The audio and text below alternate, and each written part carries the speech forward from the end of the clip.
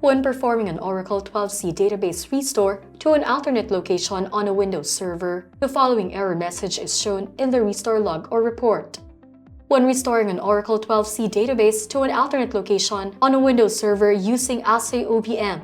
the restore process fails if the temporary directory for storing restore files is set to its default path, such as the user's administrator temp path. This happens because the Windows account running the Oracle database service does not have permission to access the default temp folder, causing the restore to fail with this configuration. To work around this issue, either change the temporary directory for storing restore files to a location where the Oracle service has full read and write permissions, or grant full read and write permission to the default folder to the Oracle login account.